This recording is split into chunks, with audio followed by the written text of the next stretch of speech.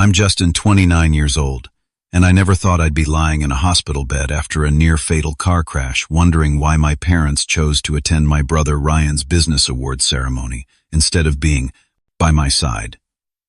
The pattern of favoritism wasn't new, but this time it hurt differently. Now, 3 years later, Ryan's involved in a massive fraud scandal, and suddenly my parents are desperately asking for my hard-earned savings to bail him out. I refused. Before I tell you how everything unfolded, let me know where you're watching from in the comments below, and hit that like and subscribe button if you've ever had to set difficult boundaries with family members who've taken you for granted. Growing up in a modest suburban home outside Chicago, I learned early on that my younger brother Ryan was the golden child in our family. From the moment he was born when I was 2, my parents, Margaret and Harold, seemed captivated by his natural charm and outgoing personality. While I gravitated toward books, computers, and quiet pursuits, Ryan was the life of every gathering, athletic from the start, and effortlessly popular. The first time I clearly remember feeling the sting of comparison was during elementary school. I had spent weeks working on a science project about renewable energy, staying up late to perfect every detail. When I made it to the regional science fair finals, it happened to fall on the same day as one of Ryan's regular season football games. Without much discussion, my parents decided they would attend his game. "Your teacher will be there to support you," Mom said, patting my shoulder. "And besides, science comes easily to you. Ryan needs our encouragement for sports." I won first place that day. The judge said my project was the most innovative they'd seen from someone my age. My teacher took a photo of me holding my blue ribbon, looking proud but also undeniably alone. When I got home that evening, the refrigerator was already adorned with photos from Ryan's game where he had scored a touchdown. My ribbon went into a drawer. This pattern continued throughout our childhood.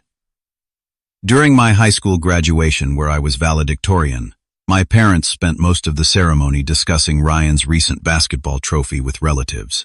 "Justin always does well academically," my father explained to my aunt, "but Ryan really had to push himself for this championship." The underlying message was clear: my achievements were expected, and therefore unremarkable, while Ryan's were celebrated as extraordinary. Family vacations were planned around Ryan's sports tournaments or social events. If I wanted to attend a science camp or chess competition, I needed to find my own transportation, or simply miss the opportunity.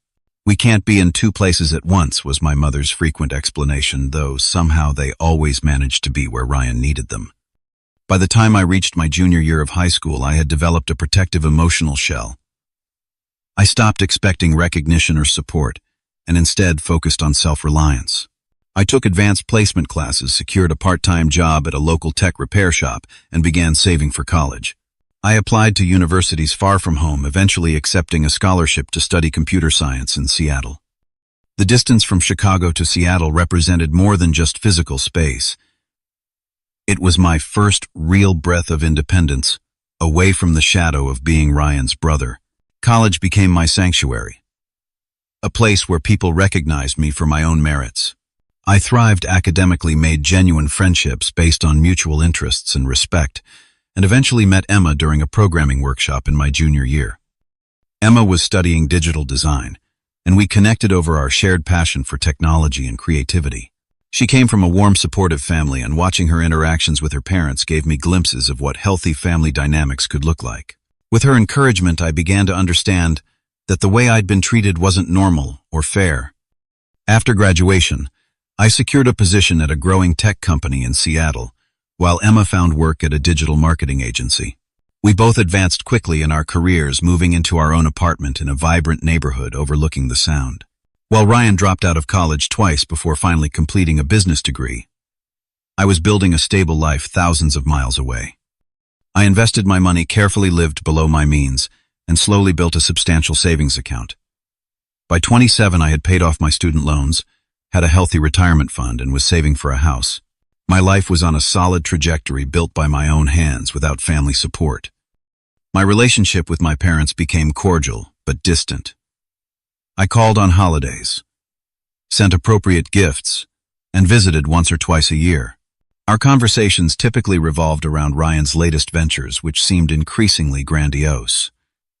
He had started several businesses, each one described by my parents in glowing terms: despite their short lifespans. I listened politely, offered generic congratulations, and changed the subject when possible. Ryan and I rarely spoke directly. Our childhood connection had withered into a formal relationship maintained primarily through family gatherings.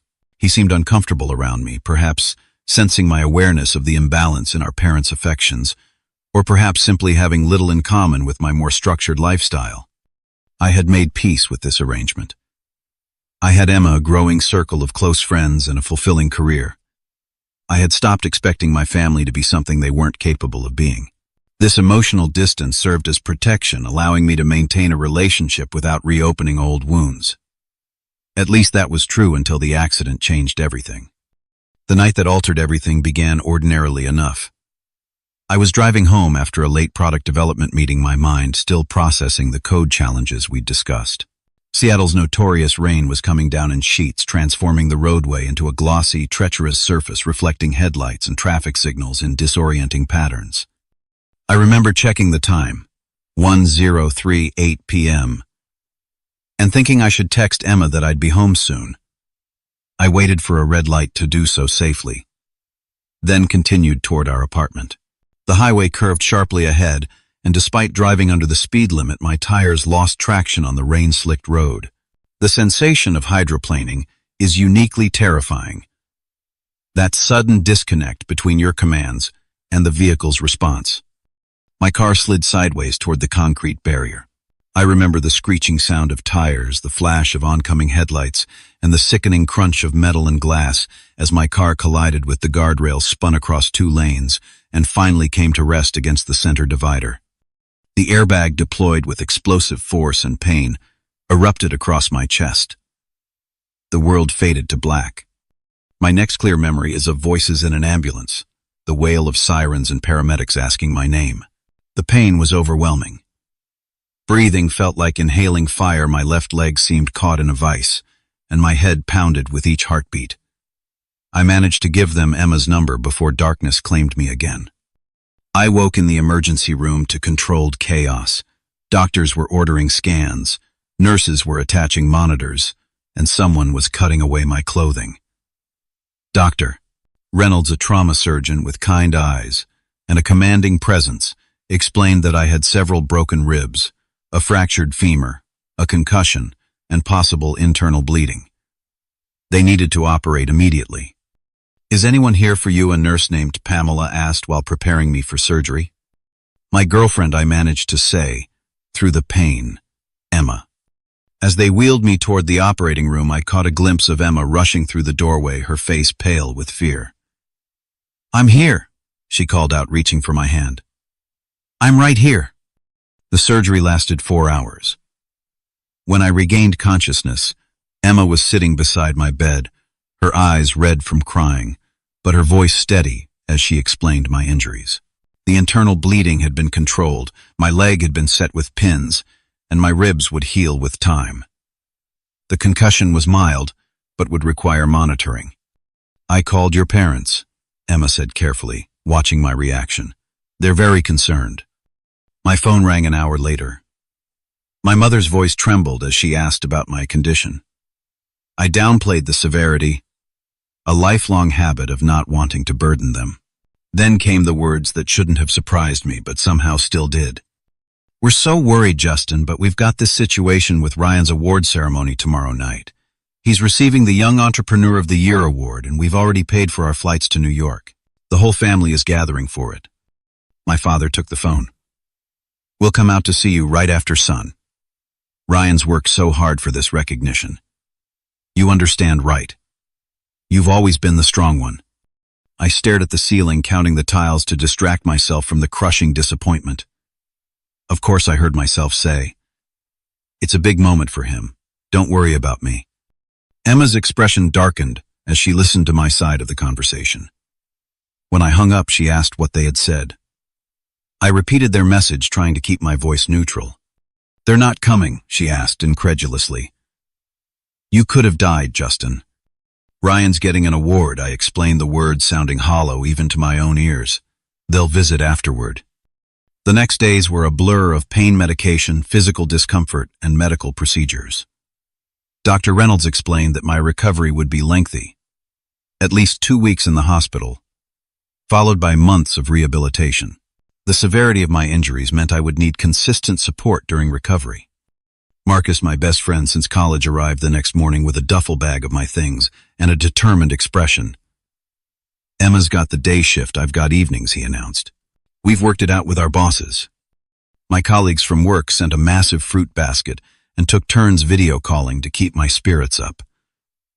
My neighbor volunteered to water my plants and collect my mail. People I hadn't expected stepped up in ways that moved me deeply. Throughout this outpouring of support, my parents called daily from New York, their voices bright with excitement about Ryan's achievement. They sent photos of the ceremony venue, the program listing Ryan's accomplishments, and family pictures with everyone gathered around Ryan in his expensive suit trophy in hand. He dedicated his speech to family support. My mother gushed. "Wasn't that sweet?" Ryan called once, his voice echoing as if he was calling from a bathroom at the reception.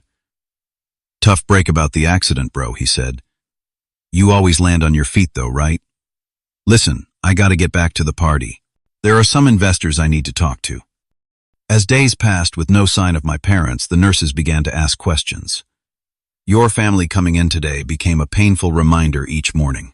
Emma and Marcus exchanged glances when they thought I wasn't looking, their concern and anger on my behalf evident.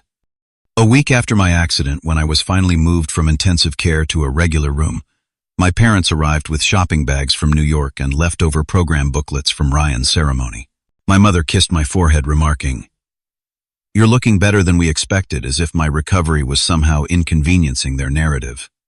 For the next 2 hours, they described Ryan's award night in exhaustive detail.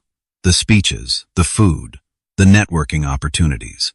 They showed me videos on their phones, barely acknowledging the medical equipment I was connected to, or asking substantive questions about my prognosis. "We can only stay until tomorrow morning," my father said as they prepared to leave. "Ryan needs help setting up meetings with some of the contacts he made at the ceremony. It's a crucial time for his business." Emma, who had been silently observing this interaction, walked them to the elevator. When she returned, her face was flushed with barely contained anger. "How can they be so blind?" she demanded. "Do they not see what they're doing?"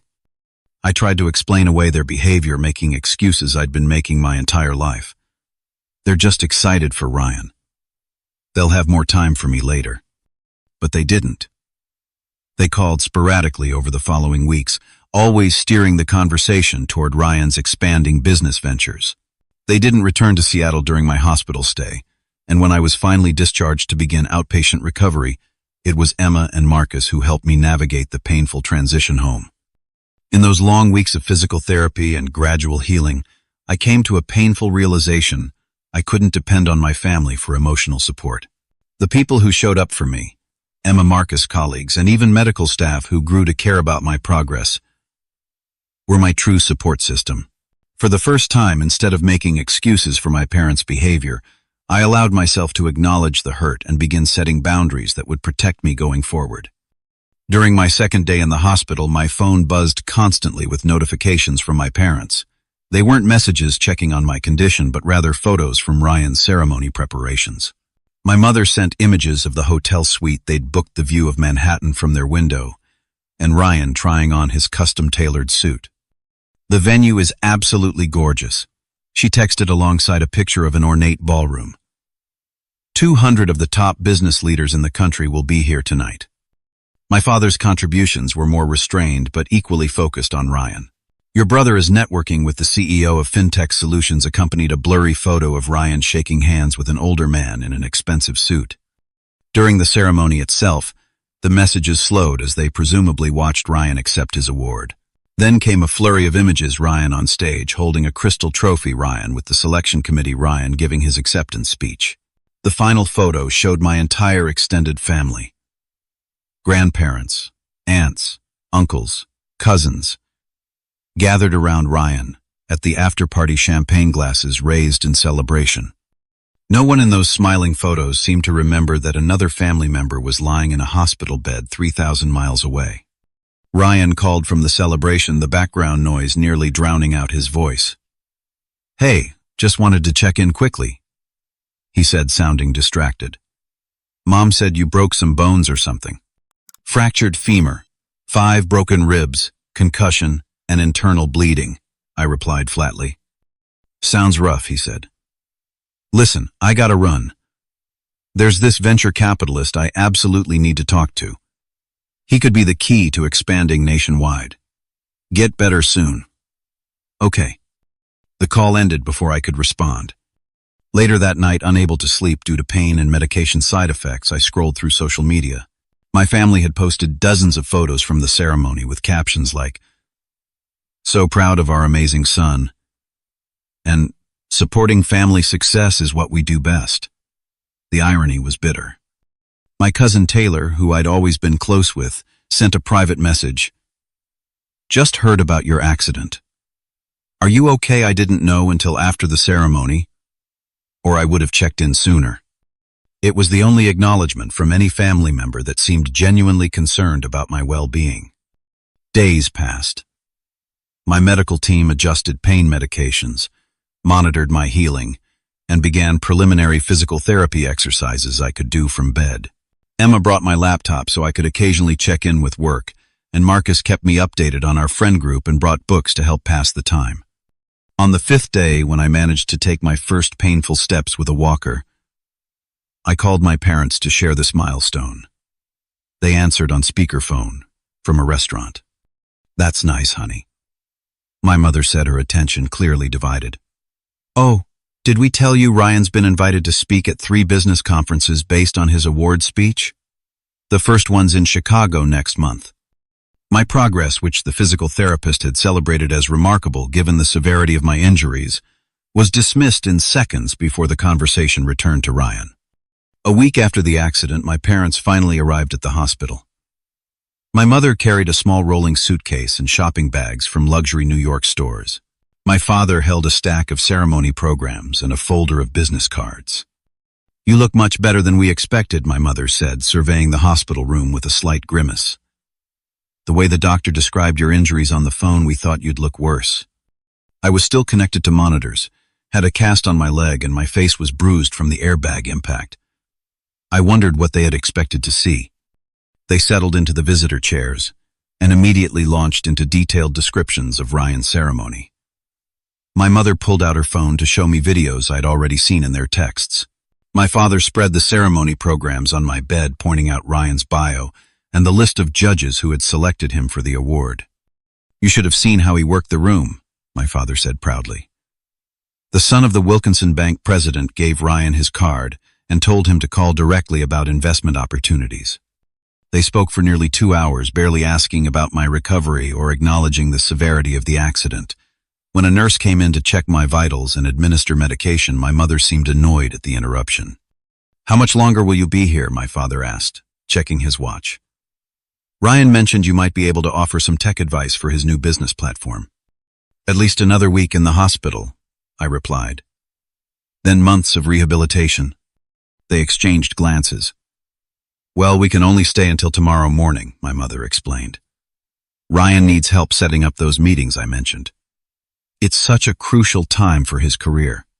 Emma, who had been silently observing from the corner of the room, finally spoke up. "Justin nearly died," she said quietly. "He'll need support during his recovery. Physical therapy 3 times a week, help with basic tasks. He won't be able to return to work for at least a month." My parents looked uncomfortable. "Justin has always been independent," my father said, patting my uninjured leg. "And he has you to help. Right, Ryan's at a critical juncture right now. His success benefits the whole family." The visit concluded with promises to call regularly and return as soon as things settled down with Ryan's schedule.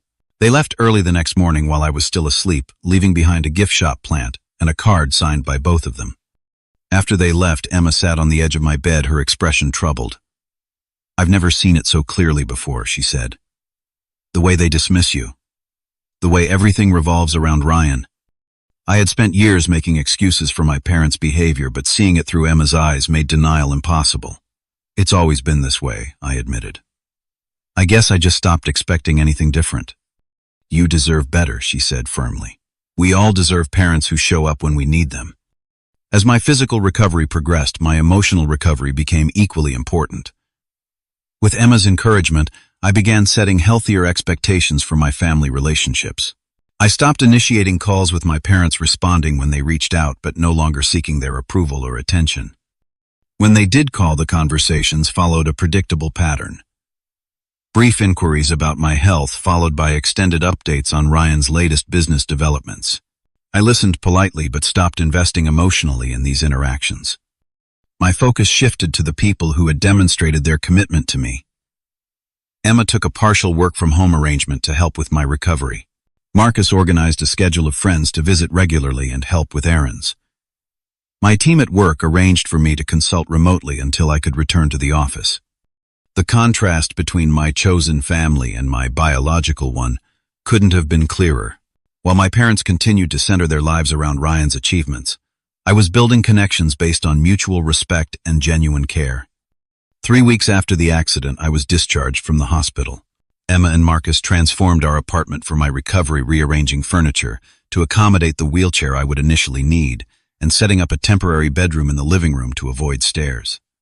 As I settled into the challenging routine of outpatient recovery, my parents called to share news that Ryan had secured major funding for his latest venture. He mentioned you might be able to help with some technical aspects, my mother suggested. It would be a good way for you to stay productive during your recovery. The old Justin might have agreed just to earn their approval. The new Justin recognized the pattern for what it was. Another request to support Ryan with no reciprocal support for me. I'm focusing on my recovery right now, I replied firmly. My cognitive abilities are affected by the medication, so I wouldn't be reliable for technical work. This boundary setting marked the beginning of a new phase in my relationship with my family. One where I no longer compromised my well-being to maintain their comfort or to earn love that should have been freely given. Physical therapy became the central focus of my life for the next several months. 3 times a week, I worked with a rehabilitation specialist named Carlos, who pushed me to regain strength and mobility in my injured leg. The sessions were grueling, often leaving me exhausted and discouraged. Pain is your body rebuilding itself. Carlos would remind me during particularly difficult exercises. Each session gets you closer to independence. Independence became my mantra. Not just physical independence, but emotional independence as well. While my body slowly healed, I was also rebuilding my sense of self-worth and establishing healthier boundaries with my family. Emma witnessed my struggles firsthand, both physical and emotional. She celebrated small victories with me. The first day I walked without a cane, the first time I managed a full flight of stairs, the morning I was able to shower without assistance. She also held me during moments of frustration, when progress seemed impossibly slow. "You're the strongest person I know," she told me one evening after a particularly difficult therapy session. "Not because you never struggle, but because you never quit." 6 weeks after the accident, I was cleared to begin working from home part-time. My company had been incredibly supportive, arranging for equipment to be delivered and adjusting project timelines to accommodate my recovery. My team scheduled video meetings during my best hours of the day and shifted tasks to match my current capabilities. By the 3-month mark, I was walking with only a slight limp and had returned to the office 2 days a week. My cognitive symptoms from the concussion had largely resolved, and I was able to dive back into coding with renewed focus. Emma and I had grown even closer through the ordeal. The crisis had revealed the depth of our commitment to each other, and conversations about our future became more concrete. We discussed moving to a single-level home that would be easier to navigate during my continued recovery, and Emma began researching neighborhoods with good accessibility. During this period of rebuilding, my parents' calls became less frequent. When they did call, the conversations followed their usual pattern. Brief inquiries about my recovery followed by extensive updates on Ryan's business ventures. Ryan's company is expanding to 3 new markets, my father announced during one call. He's hired 15 new employees just this month. "That's great," I replied, no longer feeling the need to compete for their attention. "I've been promoted to senior software architect at my company." "Oh, that's nice," my mother said distractedly. "Did Dad tell you Ryan was featured in Business Insider? We framed the article for the living room wall." These interactions reinforced my decision to maintain emotional distance.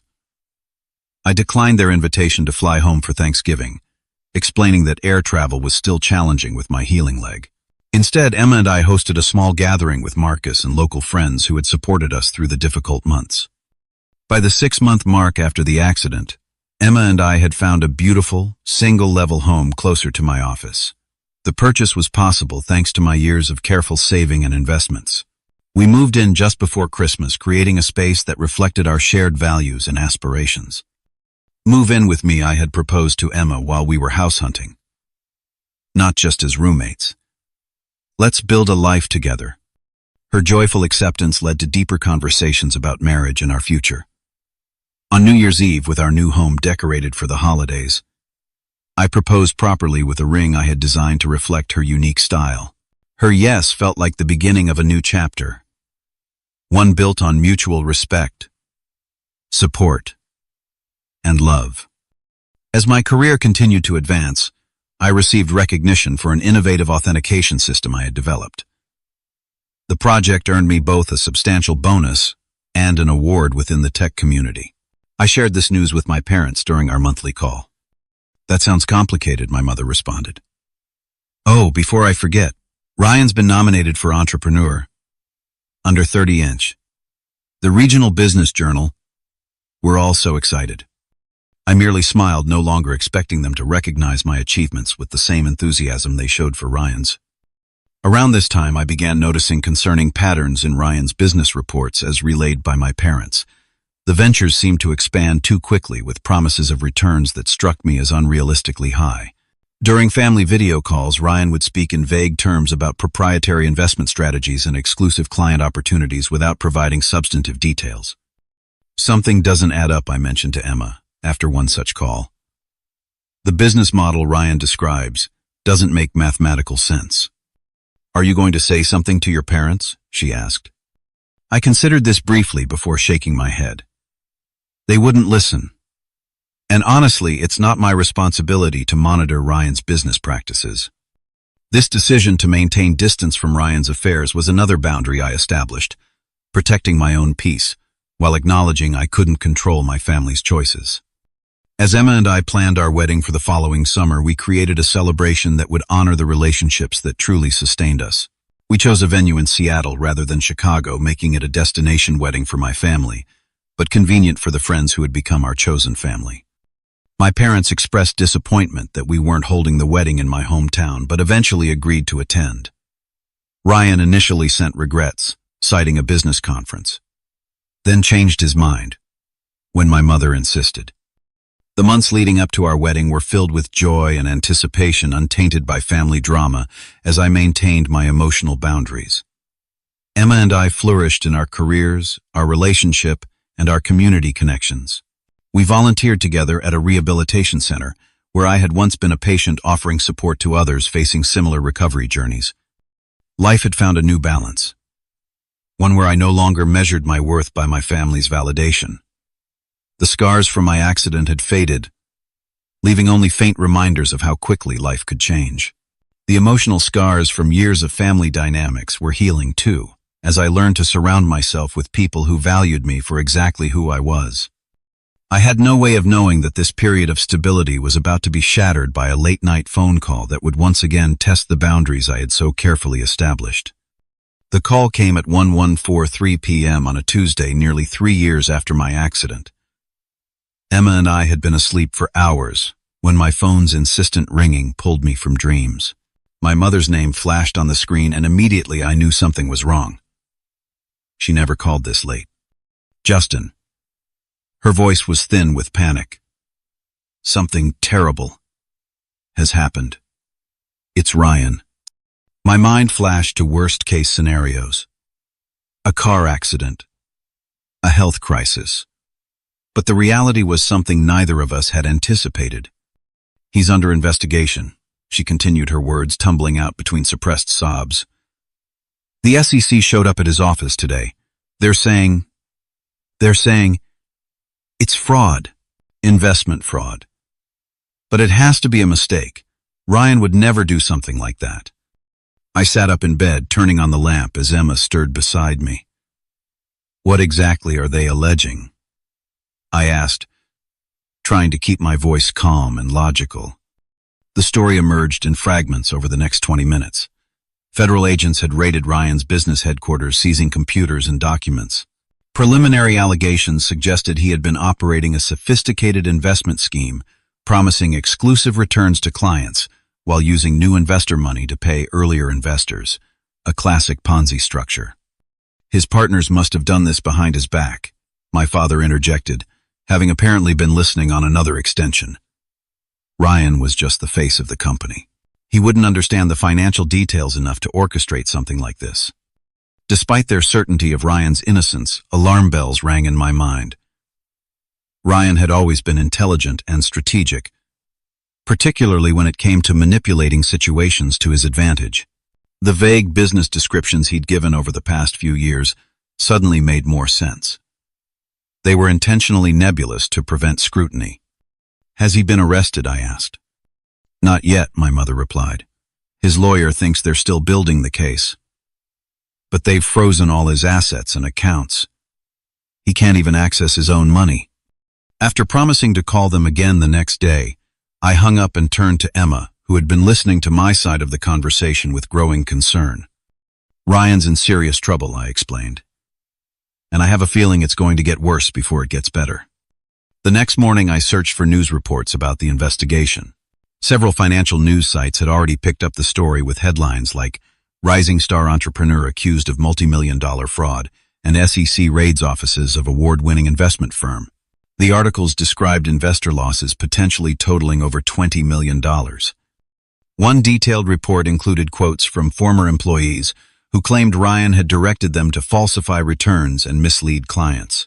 Another featured interviews with investors who had lost their retirement savings, including an elderly couple who had invested their entire nest egg based on Ryan's personal guarantee of safety and returns. When I called my parents later that day, they were still firmly in denial. "The media is sensationalizing everything," my father insisted. "They just want clicks and views." Ryan explained it all to us. "It's a misunderstanding about some paperwork filing." Ryan called me directly that evening, sounding unnervingly calm given the circumstances. "This is all going to blow over," he assured me. "Just some regulatory confusion. Nothing for you to worry about."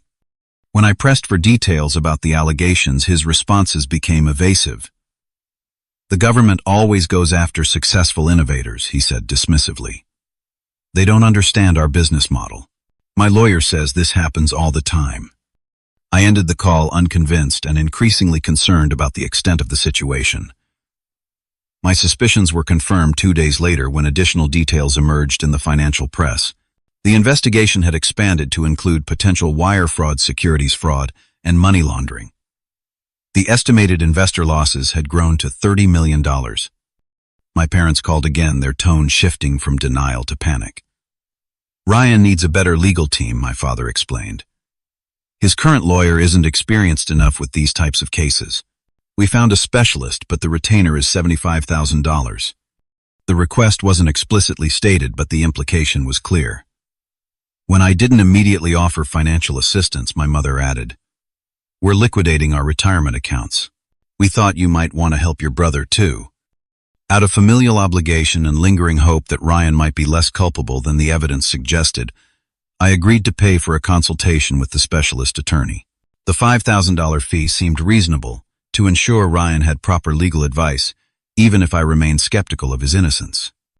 The attorney's assessment was blunt during a family conference call. "The evidence against Ryan is substantial," she explained. "Multiple employees are cooperating with authorities, and the paper trail is extensive. We need to start discussing plea options rather than fighting the charges outright." My parents reacted with shock and disbelief. "There must be some mistake," my mother insisted. Ryan said, "It was all a misunderstanding." "Mrs. Mitchell," the attorney replied patiently, "the SEC has emails from your son explicitly instructing staff to misrepresent investment returns. They have recordings of him assuring clients their money was secured by assets that didn't exist. This isn't a misunderstanding. It's fraud on a significant scale." As the weeks passed, the case against Ryan grew stronger. More victims came forward, including charities and community organizations that had invested endowment funds based on Ryan's presentations. The U.S. Attorney's Office added charges, and the possibility of substantial prison time became increasingly real. My parents liquidated their retirement savings and took a second mortgage on their home to pay for Ryan's mounting legal expenses. They called me with increasing frequency, each time hinting more directly about their expectation for me to contribute financially.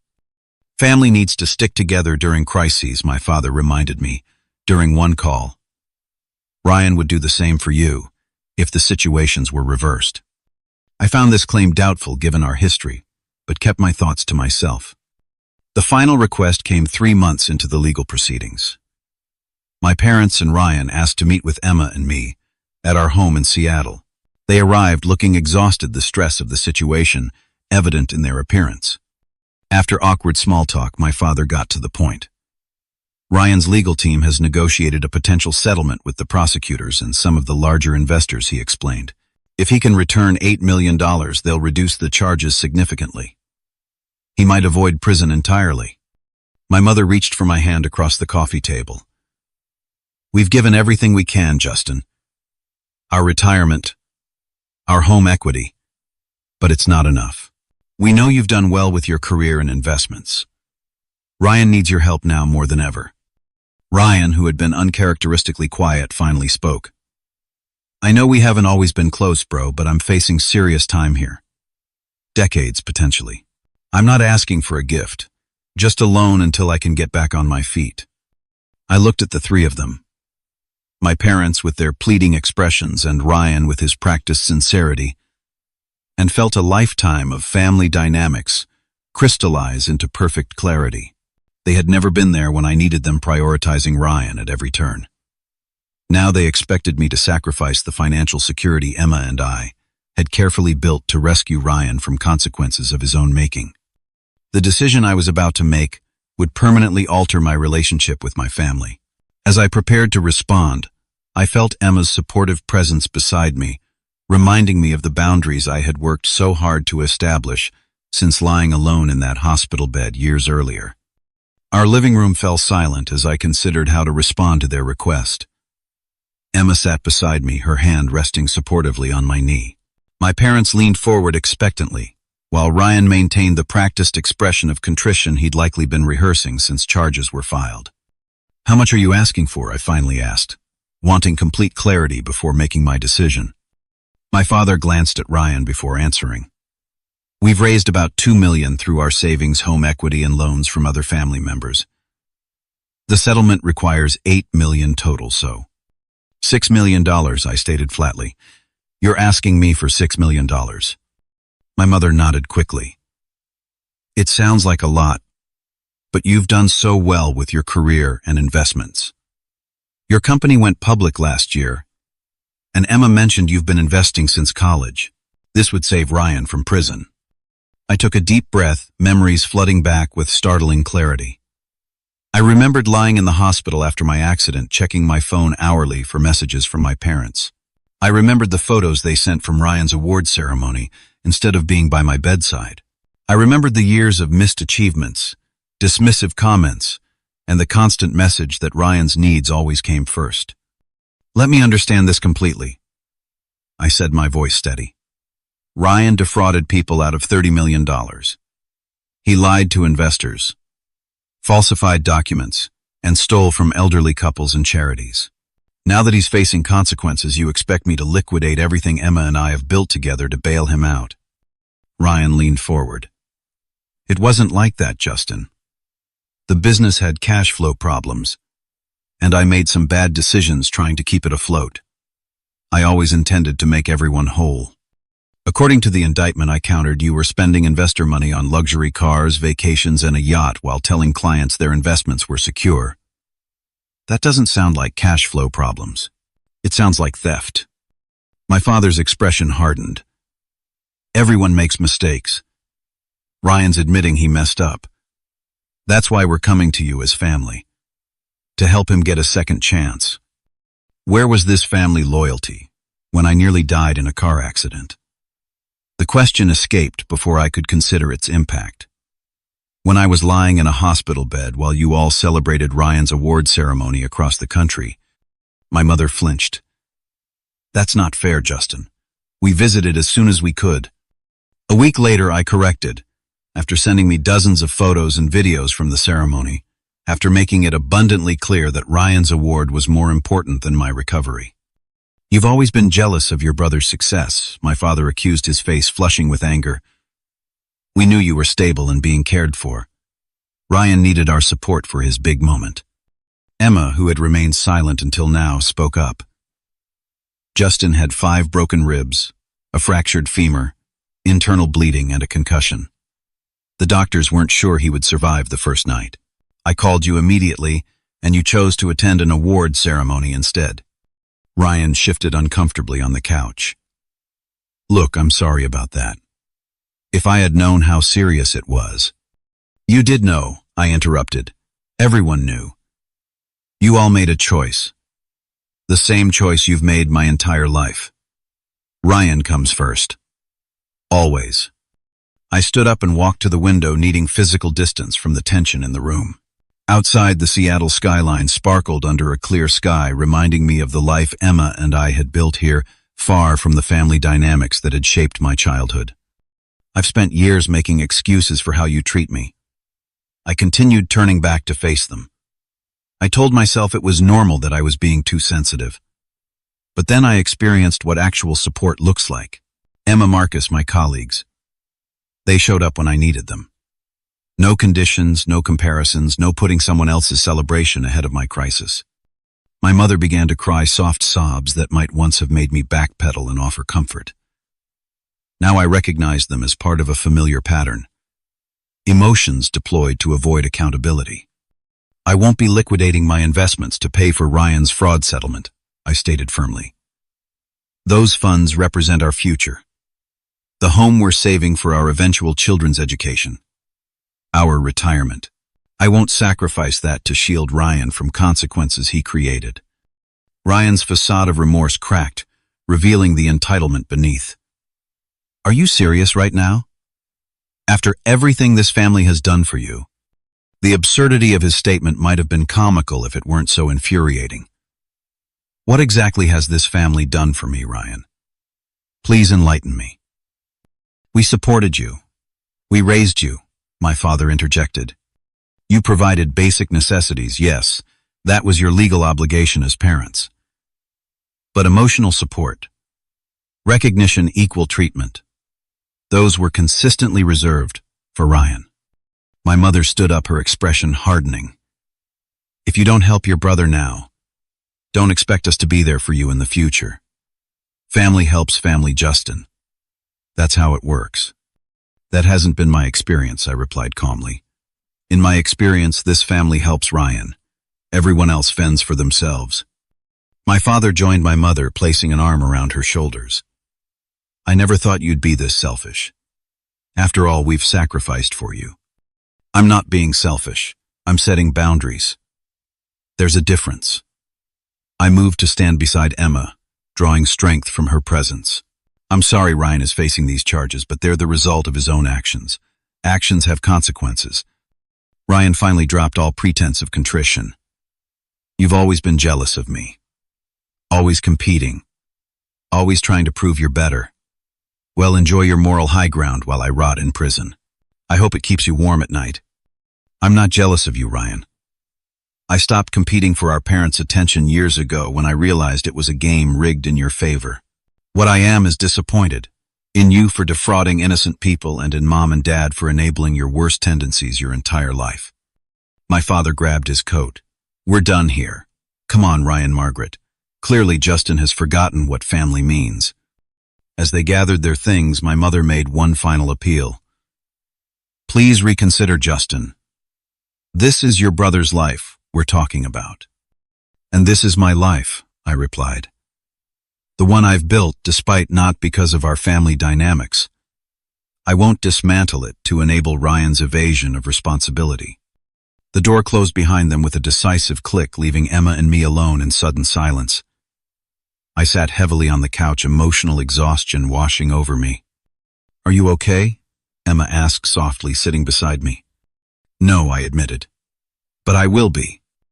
That night my phone lit up with messages from extended family members, flying monkeys dispatched to pressure me into changing my mind. Cousins I hadn't spoken to in years suddenly had opinions about my family loyalty. Aunts and uncles suggested I was being petty and vindictive. I silenced my phone and turned to Emma. Did I make the right decision? She considered the question carefully before answering. Only you can know that for sure. But from where I'm standing, you finally valued yourself, as much as they've always valued Ryan. That doesn't seem wrong to me. At 2 a.m, Ryan called. His voice had lost the anger from earlier, replaced by a calculated vulnerability. Justin, please. I'm desperate here. I know we've had our differences, but I don't think I can survive prison. Just think about it. If not for me, then for Mom and Dad. This will destroy them. I'm sorry you're in this position, I replied honestly, but my answer hasn't changed. After hanging up, I lay awake considering the consequences of my decision. I had likely permanently altered my relationship with my family. There would be no returning to even the limited connection we had maintained before. Yet alongside the sadness of this realization came a sense of liberation. I had finally stopped participating in a dynamic that had caused me pain for decades. The boundary I had drawn wasn't about punishment or revenge. It was about protecting the life and future Emma and I deserved, one not constantly sacrificed on the altar of Ryan's needs and problems. For the first time, I had prioritized my own well-being without guilt or apology, and despite the difficulty of the moment, it felt like the right choice. The weeks following our confrontation brought a heavy silence from my family.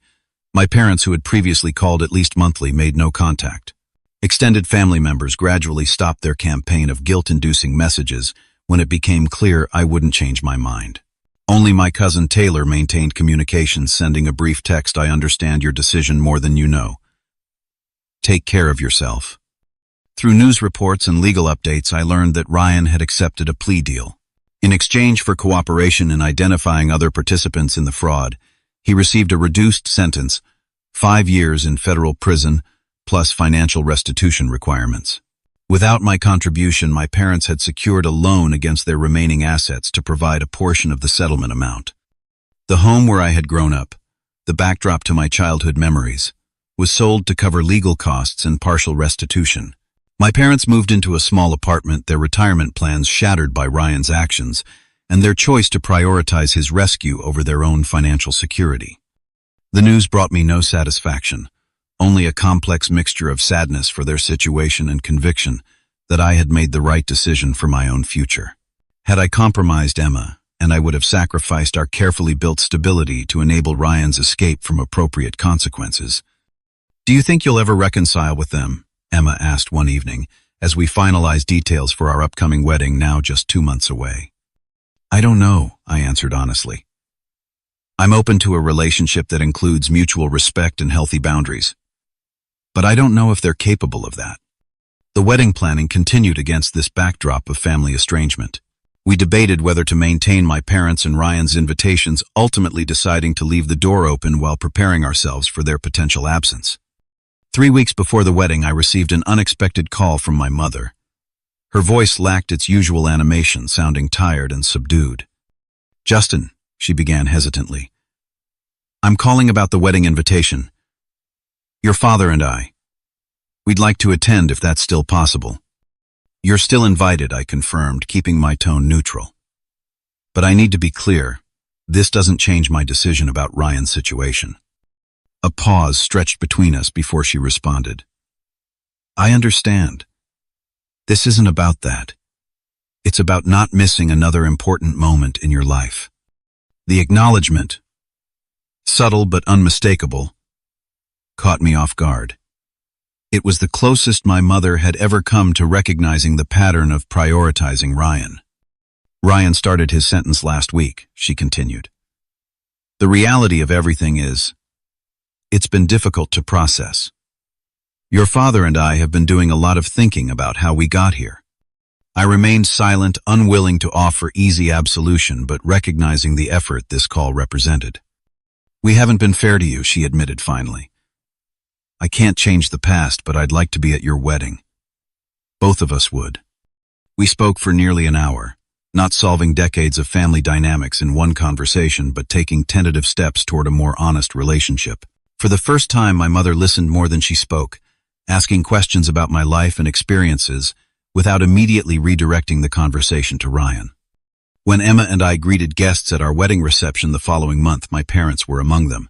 They attended without Ryan, obviously, and without the extended family members who had chosen sides in the aftermath of my refusal. Their presence was subdued. They participated in the celebration but maintained a respectful distance, seemingly aware of their provisional status in my life.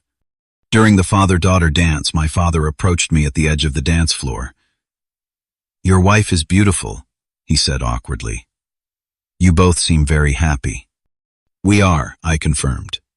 "I'm sorry we missed so much," he continued, looking out at the dancing couples rather than at me directly. "Not just in the last few months, but before that too."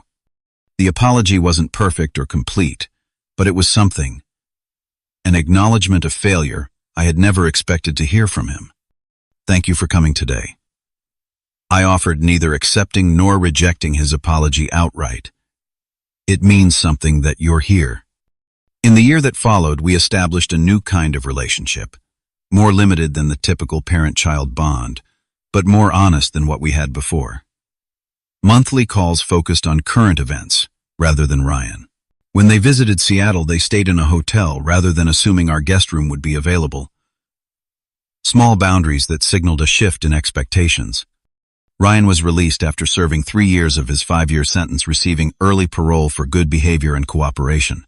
My parents immediately rallied around his fresh start, helping him find an apartment and celebrating his release with the enthusiasm they had always reserved for his achievements. Some patterns hadn't changed, but I had. When Ryan called suggesting we reconnect and mentioning a new business venture he was considering, I politely declined involvement. "I wish you well with your fresh start," I told him, "but I think we're better with some distance between us." He seemed surprised by my directness but didn't push further. Emma and I purchased our dream home that same year, a modern craftsman with a view of Lake Washington and enough space for the family we hoped to start.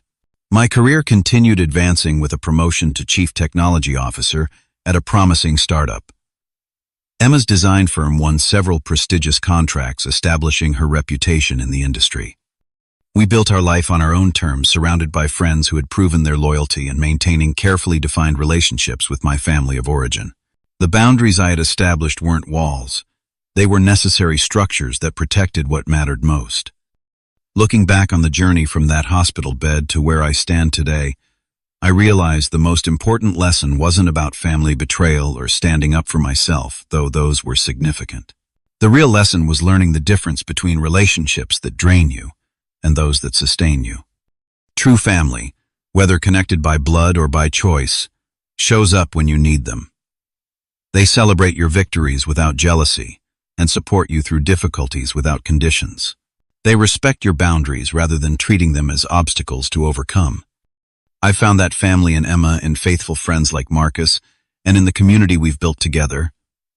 And perhaps in time, and with consistent boundaries, elements of that might extend to my parents as well. What's your experience with family boundaries? Have you ever had to make a difficult decision to protect your own well-being against family pressure?